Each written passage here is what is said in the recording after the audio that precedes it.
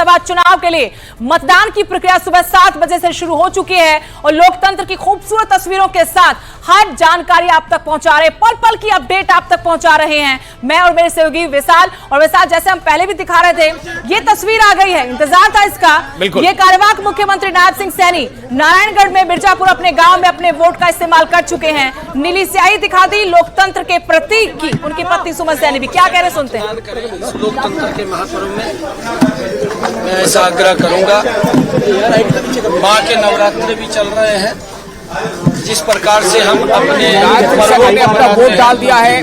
Vote डालने से पहले जो तस्वीरें आपको हमने दिखाई थी, ये कई धार्मिक स्थलों पर गए थे। सुनते हैं। और मैं आग्रह सभी हरियाणा प्रदेश वासियों से करूंगा कि अपना कहीं पर भी है वोट जरूर पोल करें, 100% मतदान हो। ये लोकतंत्र की खूबसूरती भी है, लोकतंत्र की मजबूती भी है।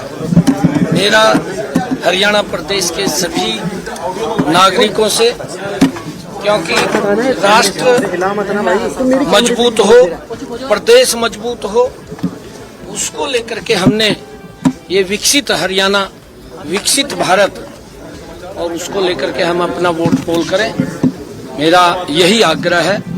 और आने वाले समय के अंदर, क्योंकि लगातार जब मैं प्रचार के लिए जा रहा था, पूरे प्रदेश के अंदर घूमा हूं, हरियाणा प्रदेश का एक मूड स्पष्ट नजर आया है कि तीसरी बार भारतीय जनता पार्टी की सरकार बड़े मार्जिन के साथ बन रही है और 8 तारीख को नई सरकार का गठन हो जाएगा।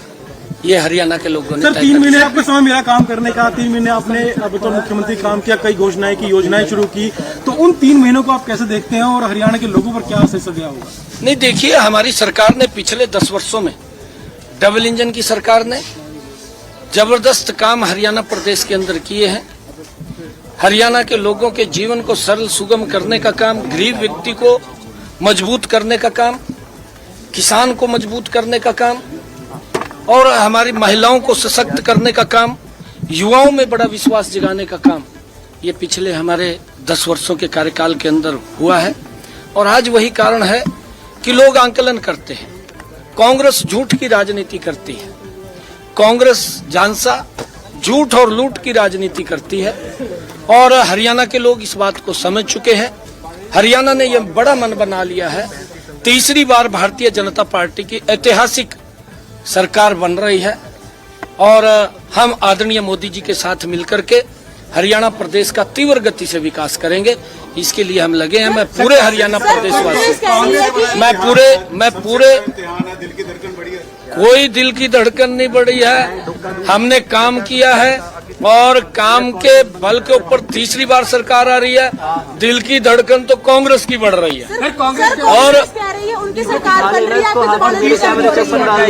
बार-बार ये कहा जा रहा है। वो तो मध्य प्रदेश में भी बोल रहे थे कि हमारी सरकार, आपके सामने मैंने ये बात नहीं कही, आपने दिखाई है चैनलों के ऊपर। उनके बड़े नेता बोलते थे मध्य प्रदेश के अंदर कि हमारी सरकार बन रही है, छत्तीसगढ़ के अंदर बोलते थे एक तरफा सरकार कांग्रेस की आ रही है, ये बोलते थे वो कांग्रेस के लोग। फिर यहाँ बोलने में किसी को पाबंदी नहीं है। हम कह रहे हैं कि भारतीय जनता पार्टी की सरकार तीसरी बार बहुत बड़े मैंडेट के साथ हरियाणा के अंदर आ रही है। ये बड़े विश्वास के साथ ऐतिहासिक सीटें आ रही हैं। कांग्रेस कहीं दिखाई नहीं देगी। बिल्कुल, कांग्रेसों ने, किसानों ने जो हमने फैसले लिए हैं अप्रिशिएट किया है, स्वागत किया हमारे फैसलों का। कांग्रेस को यह नसीहत भी दी है कि आप जहां आपकी सरकारें हैं, चाहे वो हिमाचल प्रदेश के अंदर है, चाहे कर्नाटका में है और चाहे तेलंगाना में है, आप वहां पर किसानों के लिए जो हरियाणा ने उनको MSP देने का काम किया है वो आप वहां भी दें। और पंजाब के अंदर भी कहा है कि आप पंजाब में भी दें। परंतु ये बात करते हैं, बात करके लूट खसोट की राजनीति करते हैं। भारतीय जनता पार्टी मजबूती से तीसरी बार सरकार में आ रही है। मुख्यमंत्री किया गया है, कार्यवाहक मुख्यमंत्री नायब सिंह सैनी की तरफ से ऐतिहासिक जीत दर्ज करेगी बीजेपी, तीसरी बार सत्ता में लौटेगी और इसी के साथ इतिहास भी रचेंगे।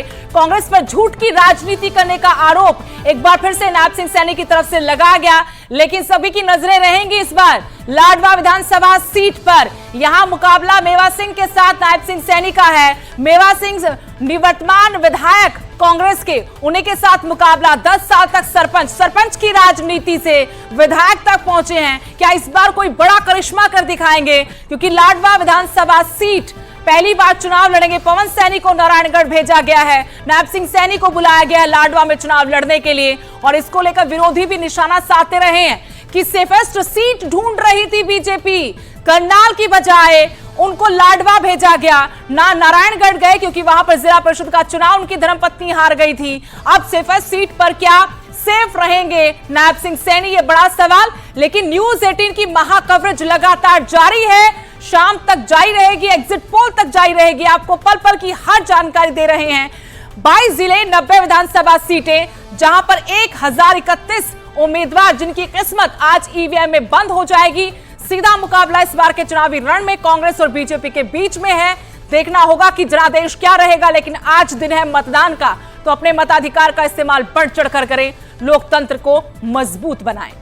और ये देखिए तस्वीरें किस तरह से उम्र हावी है लेकिन जज्बे पर भारी नहीं है।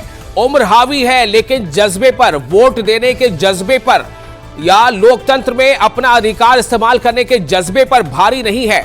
आप देखिए अलग अलग उम्र के लोग, चाहे महिलाएं हैं वो बुजुर्ग या फिर युवा भी काफी बड़ी तादाद में आ रहे हैं। और लगभग तमाम नेताओं ने, जो बड़े नेता हैं, चाहे प्रधानमंत्री का नाम ले लें या हम और भी दूसरे नेताओं का नाम, सभी अपील कर रहे हैं कि युवाओं से भी उम्मीद लगाई जा रही है कि हरियाणा की तकदीर और तस्वीर बदलने के लिए वो अपना किरदार जरूर निभाएं, वोट जरूर डालें। और अब तो तस्वीरें इस तरह की आ रही है कि जिसमें आप ये देख सकते हैं कि लंबी लंबी कतारें देखी जा रही हैं, महिलाएं काफी बड़ी संख्या में नजर आ रही हैं।